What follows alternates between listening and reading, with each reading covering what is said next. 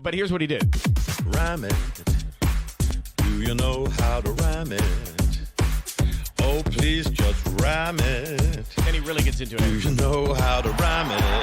Yes, of course. sir. We will. You don't even have to think rocking about it. So let's rhyme it today. Rhyme it. Yes. We are gonna rhyme it. Just rhyme That's it. where he just rammed it. I like that. Everybody. Amazing. I'm not going to remember any of it. That's good. That's the way to go. All over the Rams today and rhyme it. I mean, now he's like on his feet.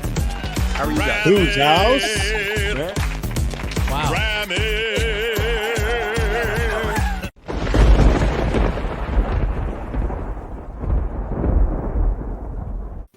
Hey, everybody, and welcome back to Rams Brothers, the pod. I'm your host, Dean, and I'm joined by a couple of hosts today, Nick and our dad, Rich. How are you guys both today? Oh, I'm good, Dean. Minus a Monday night loss. I feel pretty good otherwise. How about the other host of the show today? The way it's been raining here for 4 days, and I think it's so fitting with the way the Rams played last night, or the outcome, I should say, because I don't think they played necessarily that bad, but still stinks when you lose. Yeah, 0-2 in prime time. Is It's there a not Super like Bowl hangover? really. Is it real yet? I think we came all back to reality now. After that, we see the theme song every single week, and there's a lot of fun to be had this season. But it seems like as the season has started so far, 2 primetime games, 2 struggles. We remember winless November last year. It's kind of bringing us back to that moment. Obviously, it's the 49ers, going to be a tough game, divisional rival. They want revenge. It seems like they're hungry. They play every game against us like it's the Super Bowl. So, I mean, you got to take it for what it is. It's a week 4 regular season game. And it doesn't feel like they were necessarily prepared for the game, but also you could talk about injuries. You could talk about a lot of different things. Allen Robinson, Tutu Atwell, the offense. But before we jump into this episode, a word from our sponsor, BetOnline. Football is back. As everybody knows, we're in week 4. BetOnline remains your number one source for all of your football betting needs this season. You'll find the latest odds, matchup info, player news, and game trends, and your continued source for all sports wagering info. BetOnline features live betting, free contests, live scores, giveaways all season long. Always the fastest and easiest way to bet on all of your favorite sports and events like the MLB, the MMA, tennis, boxing, and even golf. Head to betonline.ag today to join and receive your 100% welcome bonus. No, it's not 50% anymore. It's 100% for your first deposit. Make sure you use promo code BELIEVE. I'm going to flash it on the screen here real quick for you guys. BELIEVE, BLEAV. Receive your rewards. BetOnline, where the game starts. Where do we start with the game last night? Do we start with who missed the game, the injuries? It seems like there's a lot that we could talk about off the top. Dad, go ahead. I want to hear what you thought. First off, I mean, let's be honest. That's a huge revenge game for the 49ers. I mean, we stole their hearts last year. So you knew they were going to give you their best effort. And by just some chance luck, right?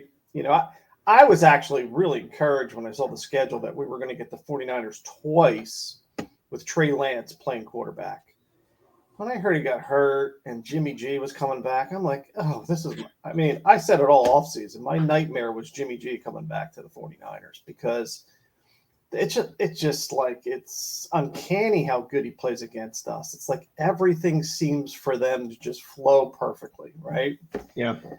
Then you layer in some of our challenges on offense. This we don't have any explosives right now. Nobody's stretching the field, right? So, the most explosive play we have is Stafford rolling out trying to hit Skoranek or Kupp or somebody, or even Higbee, and some sort of rollout play. It isn't what we saw last year where he drops back in the pocket, he assesses his options and goes deep because there's a one-on-one matchup.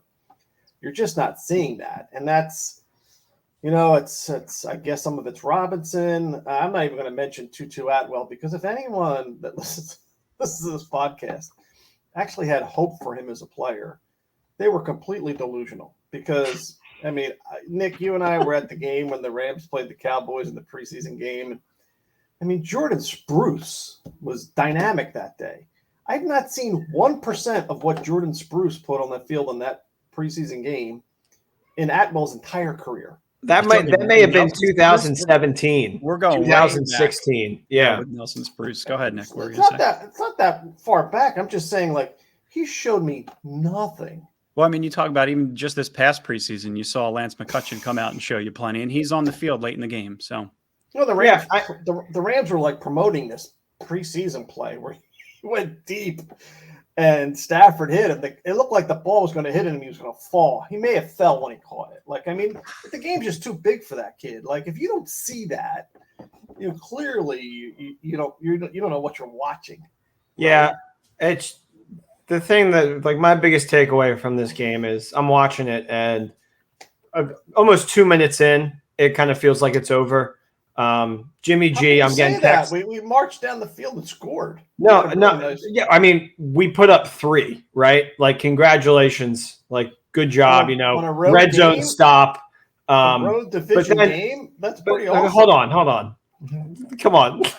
Remember who show it is, Dad. That's great. That you're Hold able to on. do that. And I'm just getting texts from my friends when the Niners start driving down the field. And it's just like, man, Jimmy G is so underrated.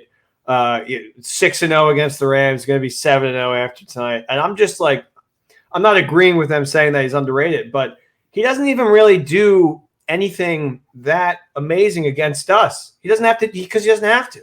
It's pitch plays, it's small dinks and dunks down the field, and they get another unsurprising win against us. Personally, I think the biggest takeaway is our team is banged up, and it's going to take a while to get back to a good playoff team. Because the way they are now, I think they are a playoff team, but they have to, if you have actual hopes of repeating, you have to get some more people healthy. yeah, I mean, that's the problem right now. It's like, according to True Media, with this is a stat, Nick, that you and I pulled, Jimmy G only pressured on 10.7% of dropbacks the entire game. The ball's out in 2.23 seconds, and they blitzed on 42.9% of plays on defense. Like, that's why you saw Debo, Jeff Wilson Jr., Kyle Juszczyk, they break big plays, because you want to have as many players at the point of attack as you possibly can. When there's crossers, when there's Debo coming across the middle, when there's Jeff Wilson trying to break a run up the middle, and you over pursue and you blitz, it leaves players vulnerable. Like that Darion Kendrick play, Dad, you're talking about how Jimmy G looks like Joe Montana or Tom Brady against the Rams. I mean, you could argue that throw was even a little bit high, leaving it out of reach for Darion Kendrick. And you'd expect Taylor Rapp to be there to make the play and make the tackle, or you'd expect Ernest Jones to at least be in the area to try to get Debo on the ground, and then he obviously makes Jalen Ramsey miss in space. But point of attack, like the NFC Championship game, Nick Scott was at the point of attack, blows up Debo, changes the entire complexity of the game. I didn't see that when you're Jimmy G and you're getting the ball out in 2.23 seconds, like, you're going to look like a Joe Montana. You're going to have that rhythm, that type of continuity with your offense, your options downfield. Even if it's not, stretch play, they're still being able to put enough on the field that can beat you in certain situations. Feels like they're committed to the run. Like, it's just a team that I almost wish in a game like this, where you feel like you can only put up 9 points on the board, you can kind of copy paste that methodology and bring it over to your own offense. And it felt like with the injuries, with personnel the way it is right now, the offensive line, it's just difficult to do so. Yeah, I mean, well, first off, credit to Nick for reminding me it's his show, so I appreciate that. Talking over me. But the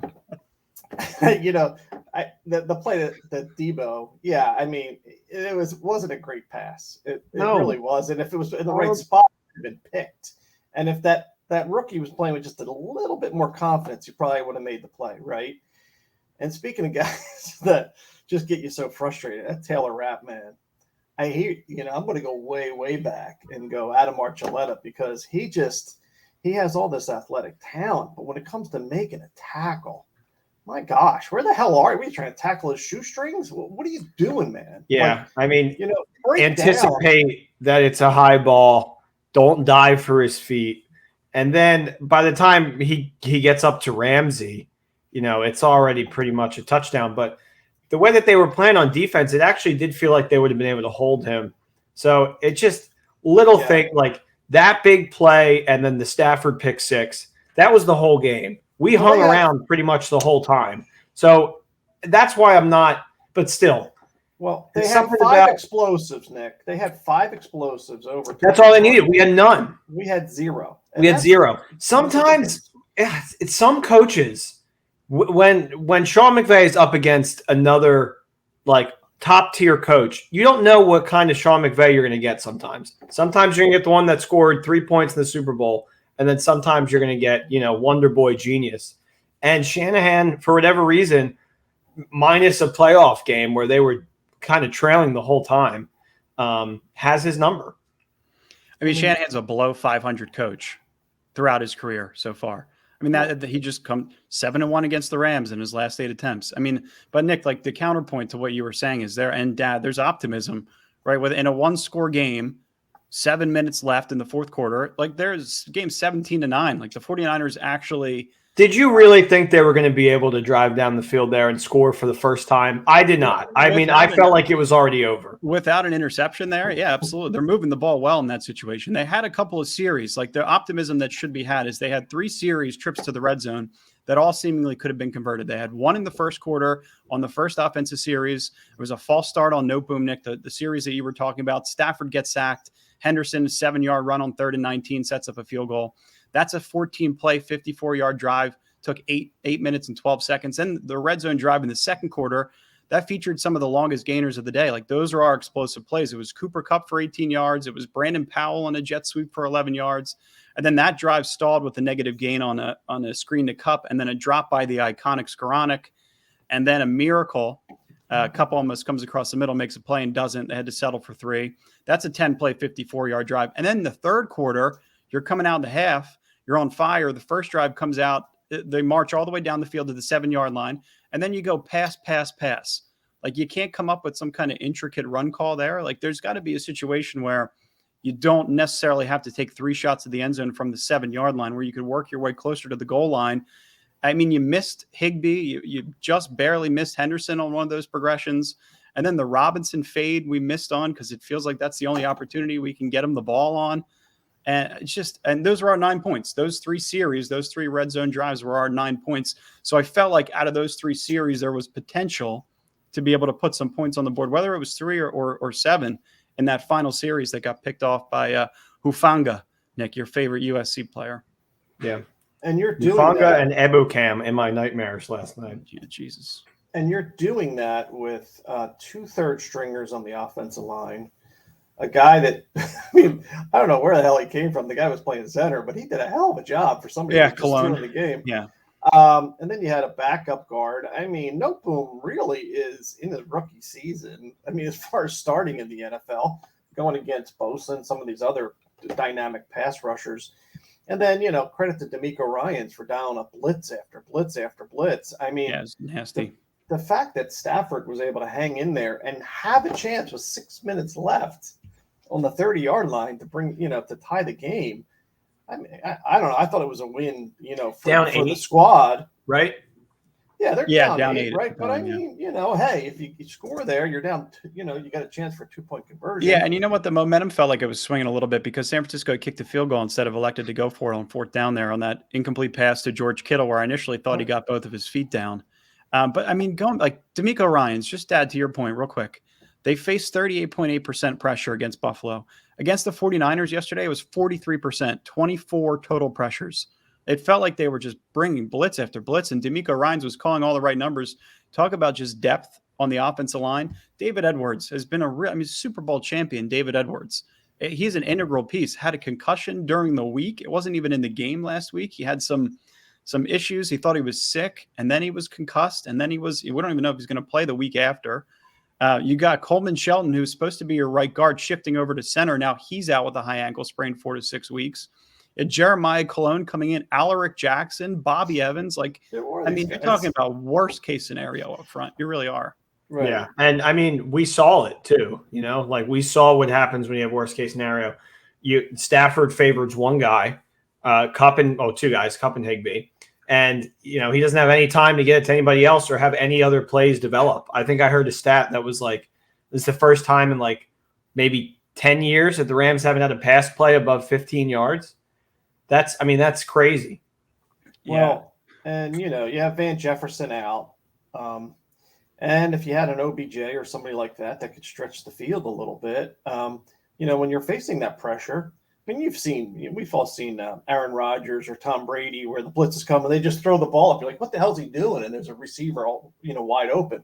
Like, if you had that kind of receiver, those plays you're going to get those plays if you're aggressively blitzing. But we just don't have that right now as far as our skills. So, it's tough. And the running game, I know they're trying to crank it up and they're trying to come with some exotic blocking schemes and plays. I love the Powell play.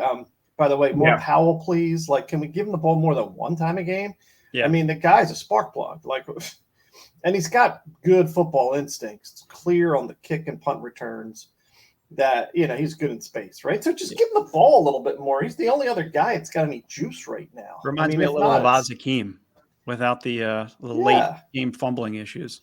Exactly. I mean, I don't know. He gives you a little something. And here's the other thing too. Like, mentally, he comes to play. Like, there's guys on this team right now that are playing still like world champions, right? Like the Cooper Kupps and the Aaron Donalds and some others.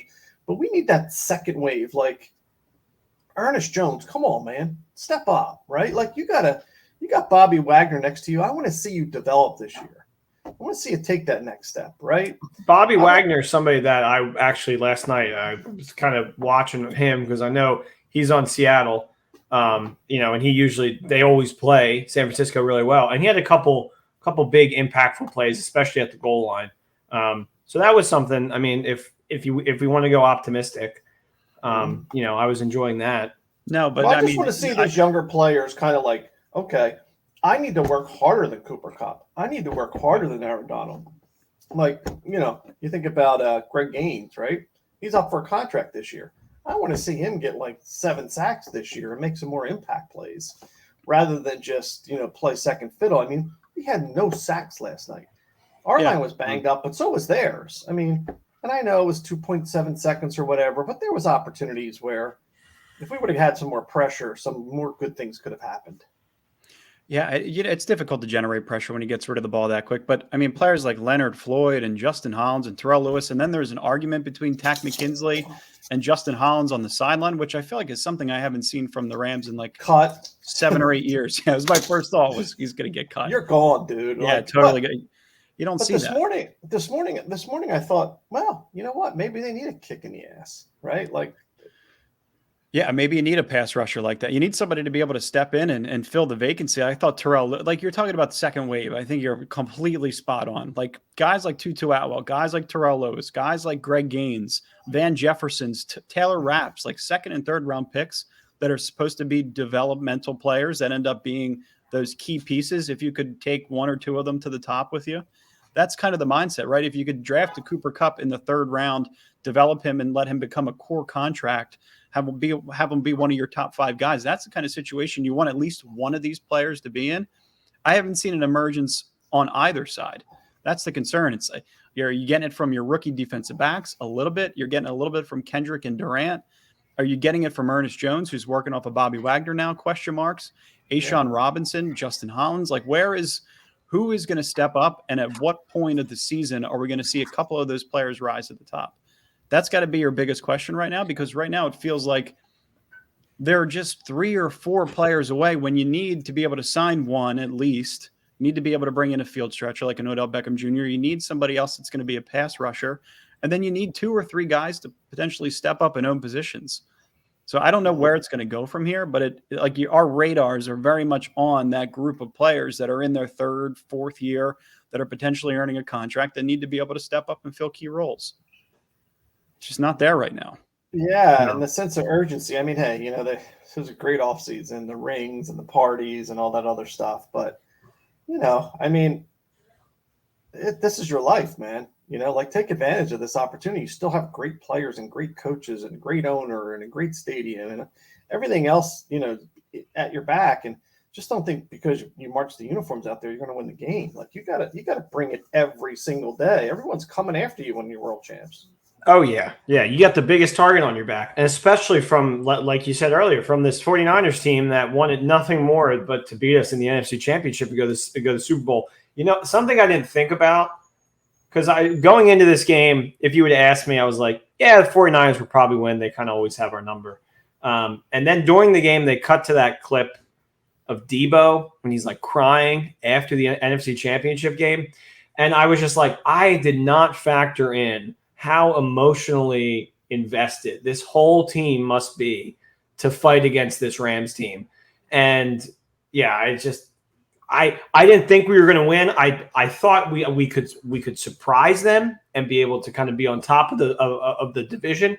But yeah, it definitely at the end of every podcast, I told Dean, I was like, yeah, I think I talk myself into a win every week. But then by the time Monday comes around, I was like, I don't really know. Yeah, but Nick, I think you made the best point on the podcast last week when you talked about how if the 49ers won that NFC Championship, it would have been the second 49ers stadium, right? It would have been an opportunity to take over SoFi. It would have been an opportunity to play a quasi home game in SoFi Stadium and kind of take over what the Rams have been working on pursuing over the last 5 years. And the fact that that didn't happen, all of that emotion, that pent-up aggression and everything that they left on the field in that NFC Championship game came back out against us last night.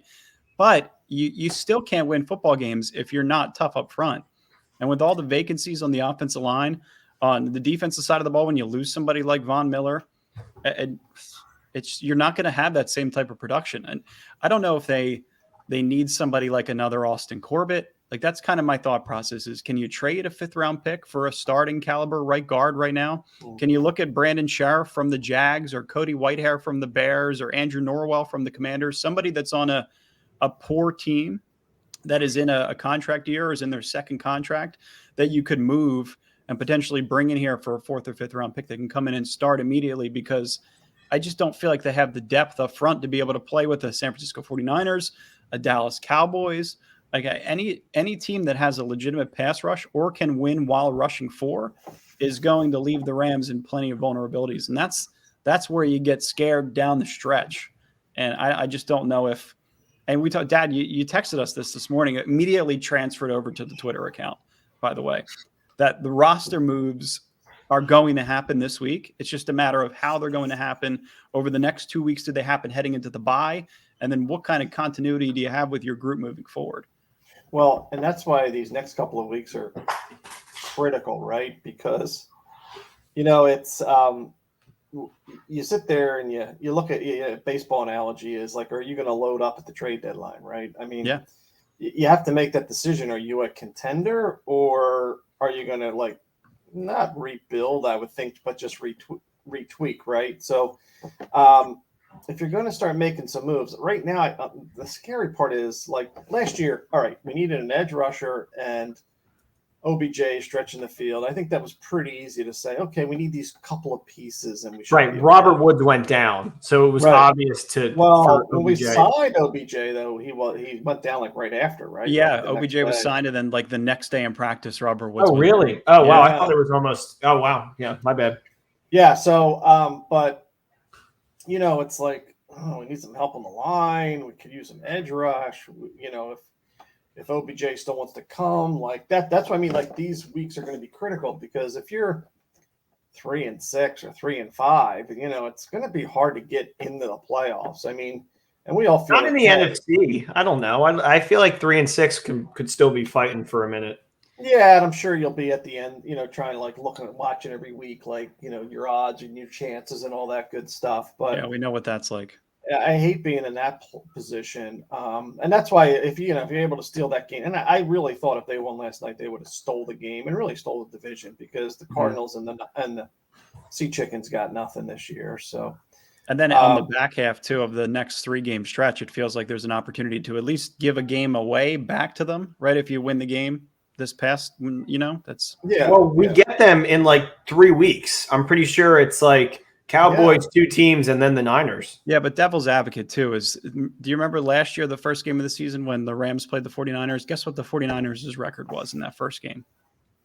3-6. 1-4? Oh, 3-6, really? 3-6. Yeah. And you go to the NFC Championship with that kind of team. It's obviously a much different season.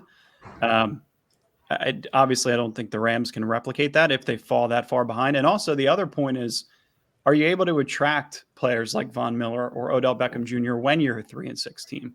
Like you really kind of have to be able to sell the 2-year dream of, okay, even if we don't get there next year, here's our plan for the year after. And that's also another thing I think the front office is going to have to start thinking about too, is if we get into a position this season where we don't necessarily feel like we can get over the top, do we start investing in next year? Do we start investing in draft picks or which that's which where we've seen them do, 2019, I'm pretty sure the Rams were almost entirely out of it. Maybe like they had a prayer to get to the Super Bowl or get to the playoffs. Yeah, and then that they brought last in game against the Ravens. Yeah. And then they brought in Ramsey, right? Who was supposed to be like this, great guy. But that definitely in the moment felt like a next couple year kind of like move. I remember we talked about it on the pod back then. But I mean, it's still LA. They still just won a Super Bowl. There's plenty of tantalizing reasons to come out here. True. Oh yeah, of course. I'm here. You guys are back in Jersey, but it's pretty easy for me to say that it's awesome here. I don't know if that would be a selling point to a professional athlete. I think we got to get it on tape.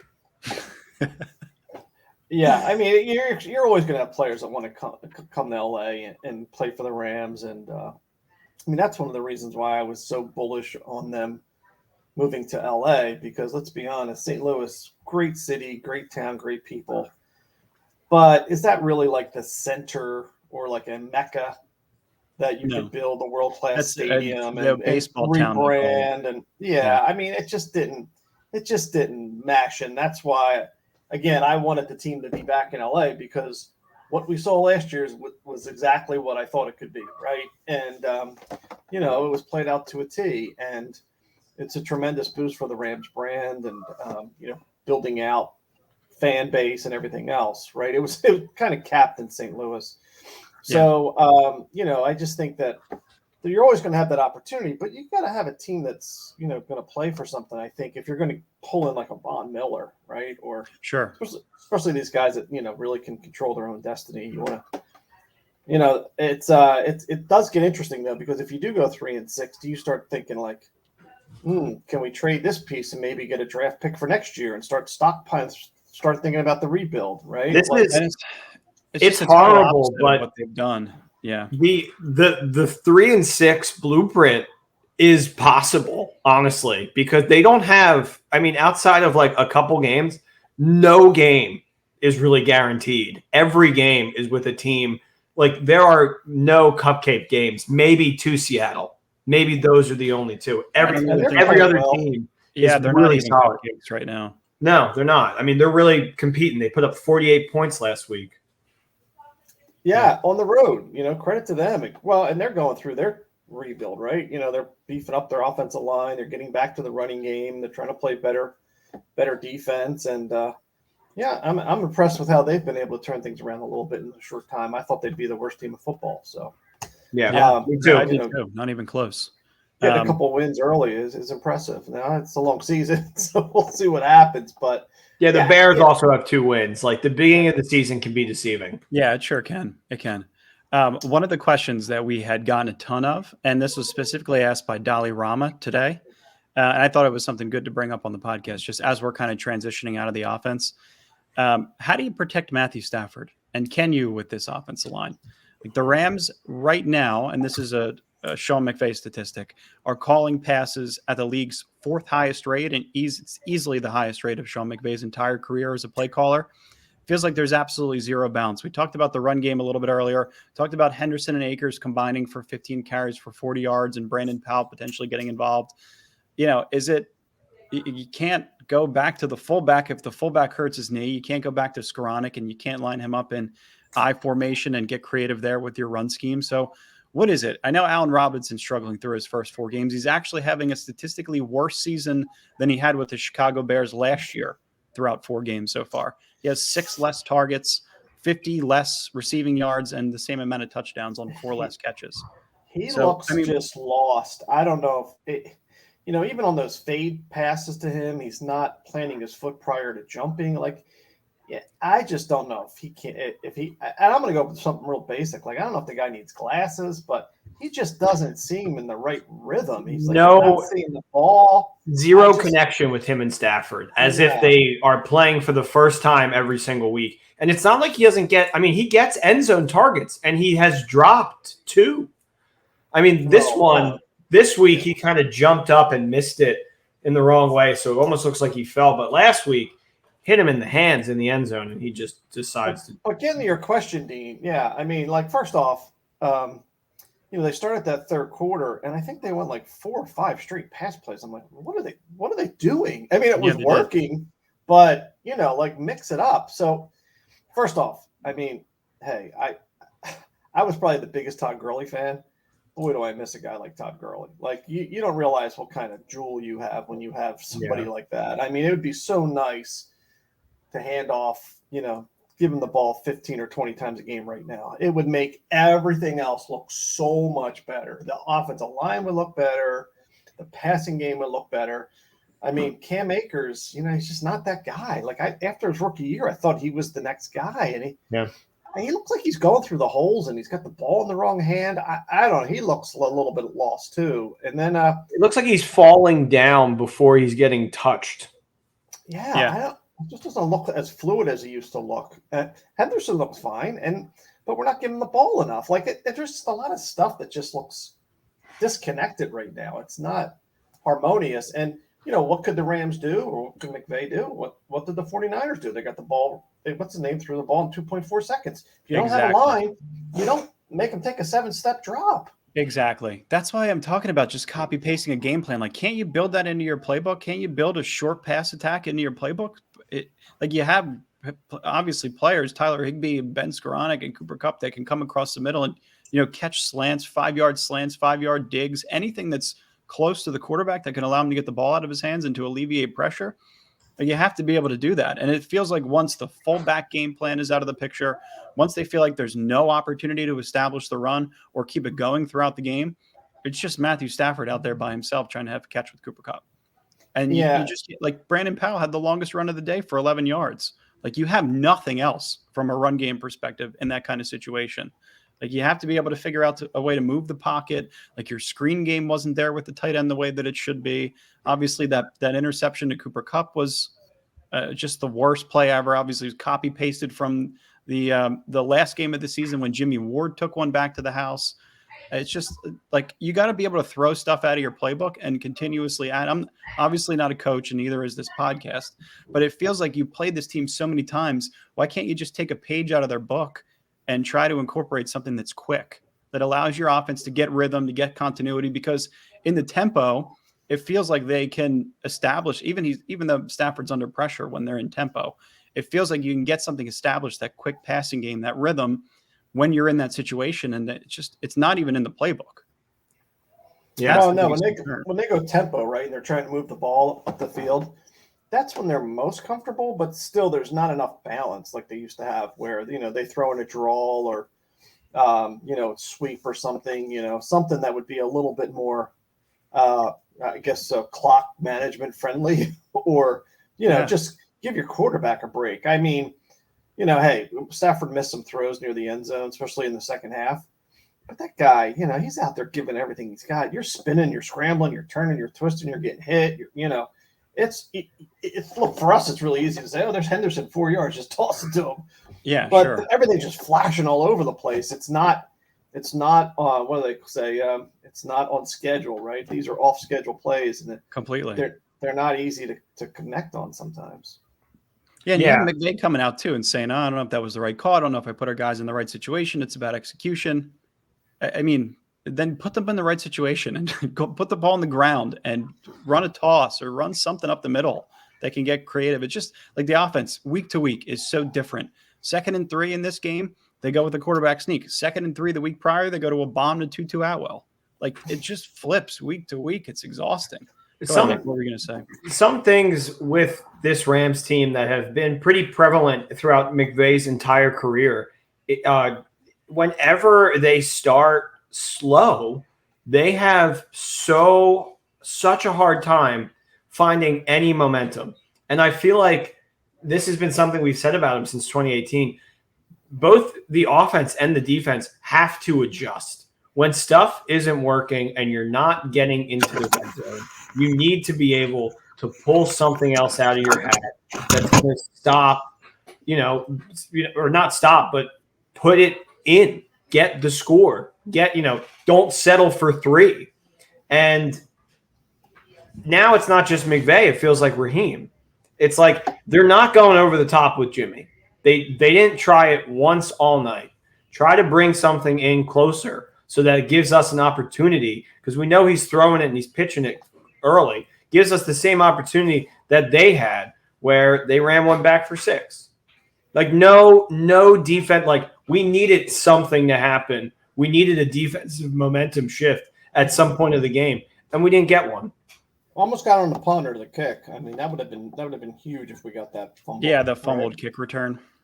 That would have been, that's the kind of play you need. And that's, you look back to any like long run or championship season, there was always this play that I remember the Greatest Show on Turf years, like Oz Hakeem would return punts, right? Or Tony Horn would return a kick, right? Or something like that. Like you're just not seeing those dynamic plays on either side of the field. And that's why they're in these dogfight games. I mean, every game is, I know it was a 8-point game the last time they played the Cardinals, but that game wasn't like that game should have been, with a really good Rams team. That game's 42-3. Same the week prior against the Falcons. Exact same situation. Yeah, that for that period where they went up big was what you expected to see, but they're not that complete team yet. I just hope one thing I'll give McVay and Snead credit for is they see things before we do, right? And they're very quick to adjust. And I expect them giving the resources to make the right decisions and changes. But, the resources are getting thin. If you have 8 offensive linemen that you've signed or whatnot, or you can't play, there's only so much you can do with your offensive line. And same with your wide receiver core. If Tutu can't play, which is apparent, and you got Van Jefferson hurt, and then you hoping OBJ comes back and can be OBJ, the more hopes that you have, the rougher off you are as far as like wins and losses and actually doing something in the playoffs. Yeah. I mean, where's Jacob Harris too? There's a lot of talk about this guy, Jacob Harris, who's going to come in and be our second tight end and be a 6'7" receiver. I haven't seen shit from him yet. Where is he? Is he still on the team? I don't even think he was active yesterday. I think you got to bring in McCutcheon out there too. Like, why isn't McCutcheon getting some time? He looks like he's got all the skills. Like, we're with offensive skill players, the Rams are very reluctant to put him out there. Because it's the blocking scheme, it's the motion, it's all this other stuff, right? Yeah. But I'm hopeful that he can get on the field because he looks like he could be a solid 3rd or 4th receiver in this league. I mean, Skoranic's playing that role right now, and he's doing a nice job. Why couldn't McCutcheon? Yeah, I'm sure he can. Powell. Yeah, more Powell. Yeah, it's not necessarily the defense that I have gripes with. It's really the offense, right? I think it's if you are able to punch the ball in one of those 3 red zone opportunities and not throw the game-ending interception, you can come down the field, march down the field, to kick a field goal, play conservatively, tie the game, and put the ball back in the hands of the 49ers. But it feels like the defense I'm a big fan of Raheem Morris. I really like what he does schematically. Like they wanted Jimmy G to beat us in the pass game. Like they tried to seal up runs, clog gaps, and allow Jimmy to make throws to try and beat you. Like that's got to be the defense against the 49ers. Allow Jimmy G to beat you with his arm. And they really had that one dagger run. Like they thought they were great against the run. I think the average against the run was like 3.5 yards, maybe even less. And it was early on. That Jeff Wilson Jr. run was the first touchdown of the game. I felt like they were adamant on heavy fronts. I felt like there was a priority to stop the run, to get immediate pressure, try and get takeaways. You don't necessarily have the personnel on the back end to be able to do so. But knowing that their offense couldn't take the top off, I felt like it was defended appropriately, and you just need the offense to be able to punch the ball and to even out the game. Like every time I see Aaron Donald doubled or triple teamed, like if he's not completely free rushing the passer or he's making an incredible move, he's double or triple teamed getting spun around. Greg Gaines, you caught out earlier in the podcast, not a pass rusher, but you expect him to kind of come along and make some plays, close out speed. He did it against Kyler Murray. Ashawn Robinson, I mean, you're not getting much from him either. You're just getting enough. I feel like the defense is just giving you enough to give the offense a chance to win. And because it can't all be put together, because they don't have the personnel up front, because they don't have the skill players, it's going to be these kind of games against these kind of teams. Otherwise, you play Atlanta, you play the Arizona Cardinals, and your offense is going to be able to put together some nice gainers. But against this team, you can't make mistakes. And it feels like they made too many mistakes offensively to be able to hang in this game. Well, at home in the NFC Championship game with everything, in our favor, health, you name it, it was a dogfight to the very end. Yeah. And at the end of the day, you think about like the 49ers coming at you, and you think about Buffalo. They felt robbed last year. So that was going to be a tough game. They've been waiting 8 months to play football, and lo and behold, the extra game we get this year is the Buffalo Bills, right? Like, my God, that's good. You're going to throw the Bills at. You're going to throw the Bills at us. You don't give us the Jets or somebody else. I'd take the Patriots. I'd take any team in the division outside of the Bills. I mean, my gosh, right? Like, I don't. Come on. Super Bowl Rams, Bills. It's a business. That game looked awesome on paper. Yeah. It got us all excited for the start of the season. It did. Hey, I get it, right? But, I mean, I'm just saying, it would be a little bit – there's no grace in this schedule. I mean, it's just week after week, tough match. And it's hard. It's going to be a tough year, I think, as far as trying to get to 10 wins. I mean, that's right now my target. Like, if we can get to 10 and get in the playoffs, then we see what happens, right? Then it's a tournament. And hopefully they have some strength, and they're healthy, and they have the experience, and let's play a team that hasn't been to the playoffs, right, and see how they make out, right? Yeah, yeah. I mean, San Francisco, they were 9-7 last year when they beat us in the last game of the season, improved to 10-7, and lo and behold, they go to the NFC Championship. That's the magic number. We're 9-7 against Seattle in the last week of the season, and the division's up for grabs, or a wild card spot's up for grabs. Yeah, they're going to be in a decent position. But until then, you got to go like Cooper Rush, the Dallas Cowboys, and Micah Parsons. That pass rush is like 6 days away, and I'm terrified. Yeah. This is – I don't want to call it a trap game because Dallas is capable of winning games. But it feels like, not a lot of rest, foot off the gas. We're not playing a divisional rival now. Like, we can just kind of come in, we're home. It feels like a stolen Dallas game to me, honestly.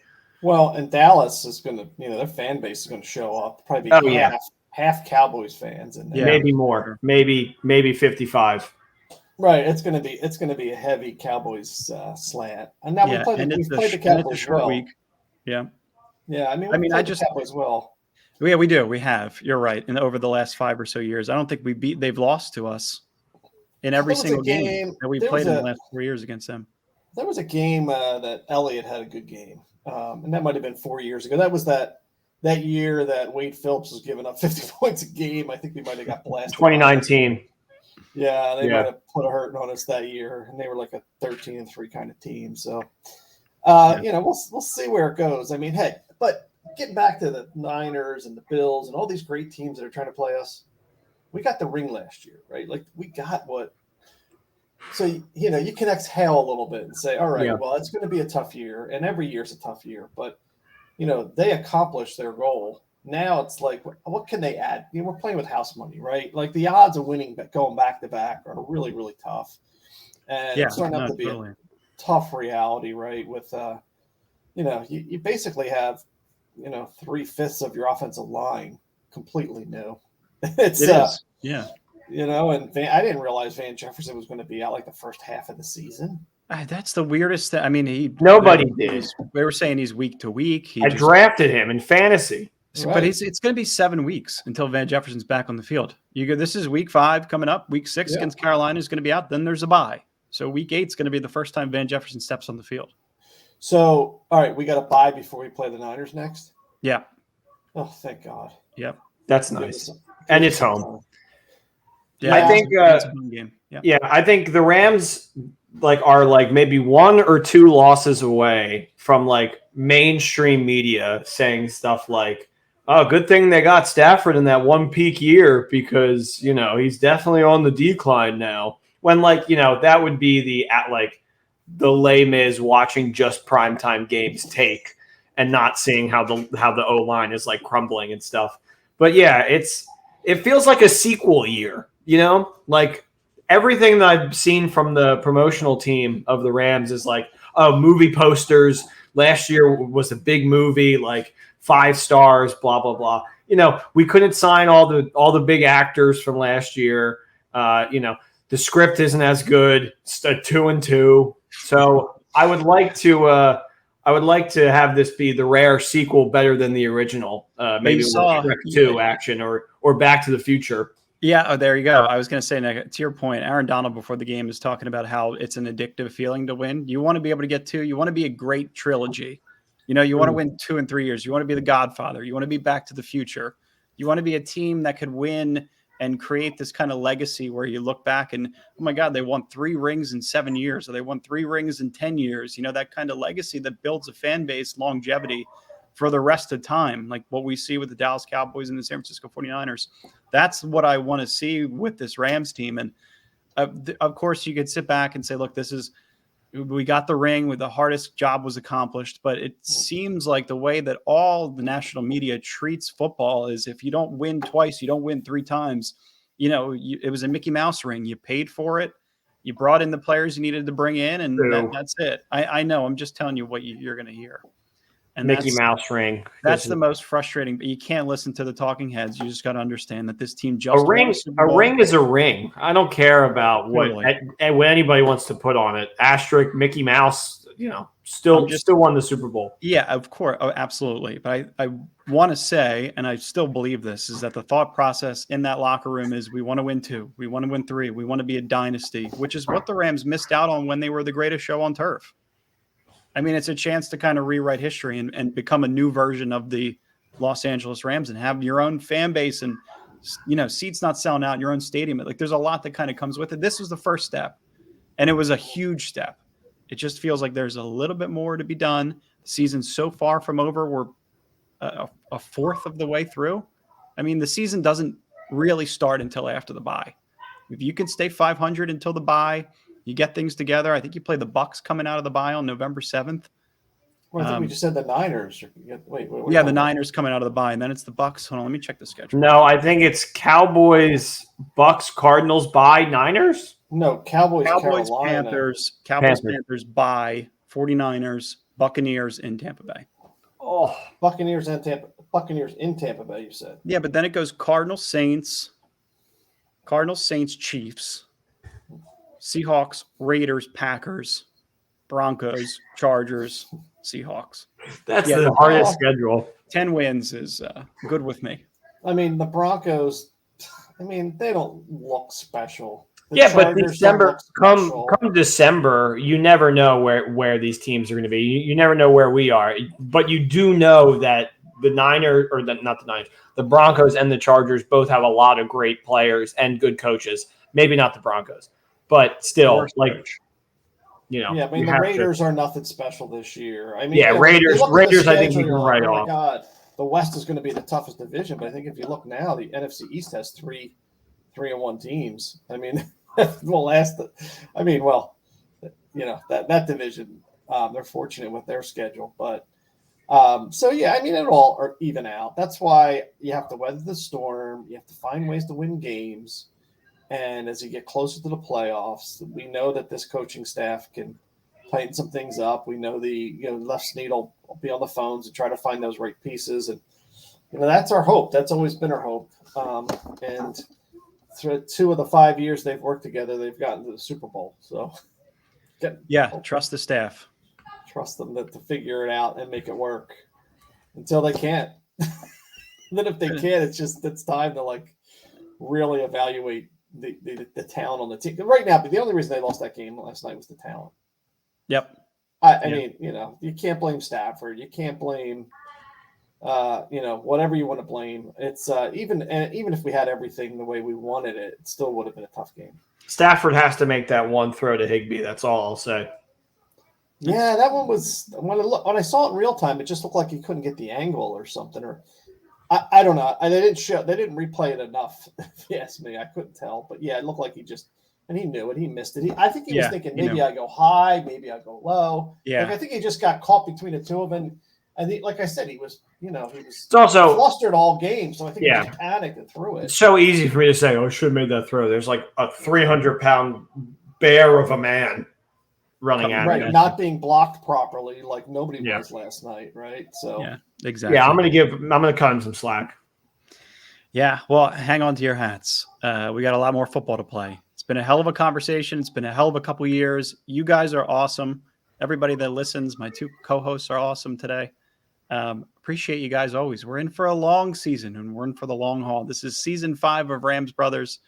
Who knows what's going to happen in season 6? All that matters is that we're here. We're breaking the news to you guys, and put on a good show. Dad, this is about to be this one listener's favorite episode because you're on it. I'm not sure if this guy is real or if it's just your burner account because he's always talking about how you know much more and are much smarter than us. So That's true. this is for him.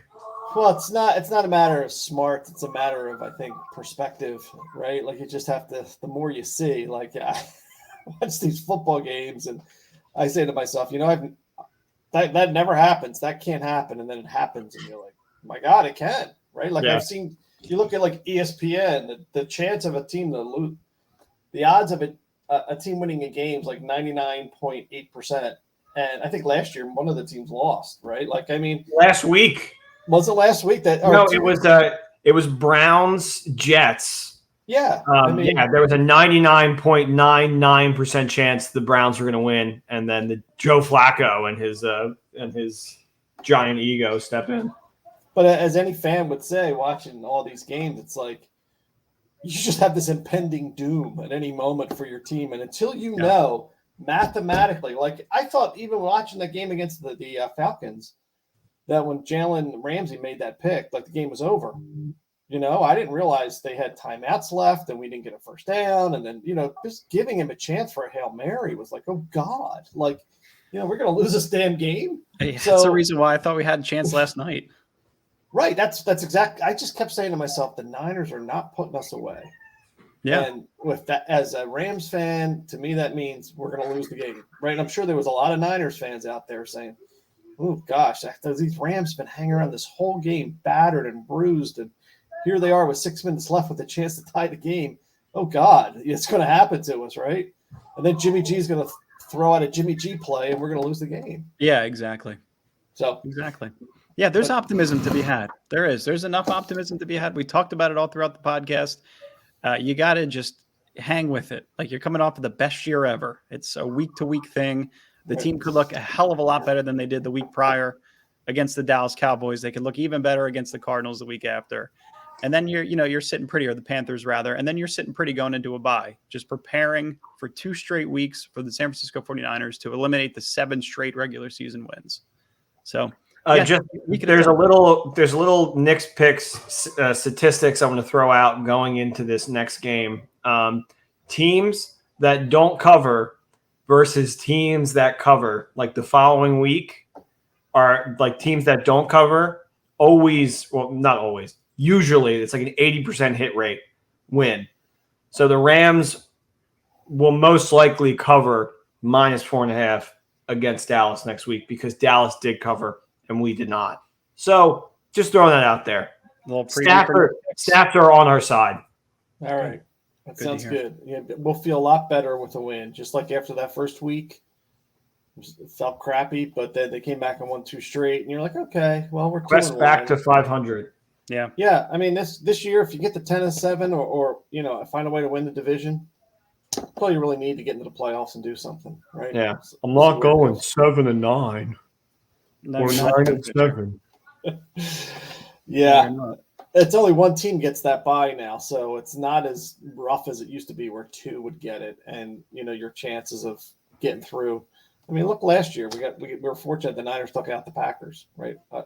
That's the greatest thing the Niners did for us all year was taking out the Packers because I don't think we would have beat them. Maybe. Avoiding an NFC Championship game in Lambeau in that weather, that would have been tough.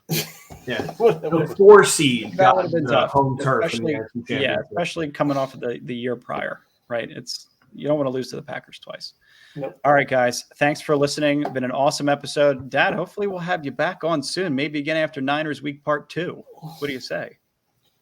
Yeah, maybe as long as you can do it before 9:30 Eastern time. Yeah, it's getting All right, late. let's get you to bed, old man. Thanks for coming on. Thank you guys for listening. As always, like, subscribe, leave us a review. It's greatly appreciated. We'll have giveaways. We got a text line. Obviously, make sure to sign up for the text line, and appreciate you guys listening always.